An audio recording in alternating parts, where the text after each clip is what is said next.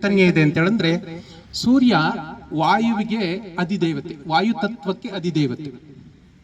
ಸೂರ್ಯ ವಾಯು ತತ್ವಕ್ಕೆ ಅಧಿದೇವತೆ. ನಮ್ಮ ಹೃದಯದಲ್ಲಿ ವಾಯು ತತ್ವವನ್ನು ಪ್ರತಿನಿಧಿಸುವಂತಹ ಅಂಗ ಯಾವುದಪ್ಪ ಅಂತ ಹೇಳಿದ್ರೆ ಅದು ಹೃದಯ.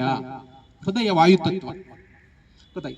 ಹಾಗಾಗಿ ನಮ್ಮ ಕೈಗಳಲ್ಲೂ ಕೂಡ ಅಷ್ಟೇ ನಾವು ಪಂಚದೇವತೆಗಳನ್ನ ನಾವಿಲ್ಲಿ ಕಂಡುಕೊಳ್ತೀವಿ ನೋಡಿ. ಇದು ಅಗ್ನಿ, ಅಗ್ನಿಗೆ ಭಗವತಿ ಅಧಿದೇವತೆಯಾಗಿರ್ತಾಳೆ. ಹಾಗೆ ವಾಯು, ವಾಯು ತತ್ವಕ್ಕೆ ಅಧಿದೇವತೆ ಸೂರ್ಯ. ಹಾಗೆ ಆಕಾಶ ತತ್ವಕ್ಕೆ ಅಧಿದೇವತೆ ವಿಷ್ಣು. ಹಾಗೇನೆ ಪೃಥ್ವಿ ತತ್ವಕ್ಕೆ ಅಧಿದೇವತೆ ಶಿವ. ಕೊನೆಯದಾಗಿ ಜಲತತ್ವಕ್ಕೆ ಅಧಿದೇವತೆ ಗಣಪತಿ. ಸೊ ನಮ್ಮ 5 ಬೆರಳುಗಳಲ್ಲಿ ಈ 5 ಜನ ದೇವರುಗಳು ಇದ್ದಾರೆ. ಇವರನ್ನ ನಾವು ಸರಿಯಾದ ರೀತಿಯಲ್ಲಿ ಸಂಯೋಜನೆಗೊಳಿಸುವುದರ ಮುಖಾಂತರ ವಿಶೇಷವಾದಂತಹ ಶಕ್ತಿಯನ್ನ, ಚೈತನ್ಯವನ್ನ ನಾವು ಪಡ್ಕೊಳ್ಬಹುದು. ಸಾಮಾನ್ಯವಾಗಿ ನಮ್ಗೆಲ್ಲ ಗೊತ್ತಿರಲಿ, ಮುದ್ರಾ ವಿಜ್ಞಾನ ಮುದಾಂ ದ್ರಾವಯತೆ ಇತಿ ಮುದ್ರಾಹ ಅಂತ ಹೇಳಿ ಹೇಳ್ತಾರೆ. ಯೋಗದ ಒಂದು ಅಂಶ. ಈ ವಿಶೇಷ ಸೂರ್ಯ ನಮಸ್ಕಾರದ ಸಂದರ್ಭದಲ್ಲಿ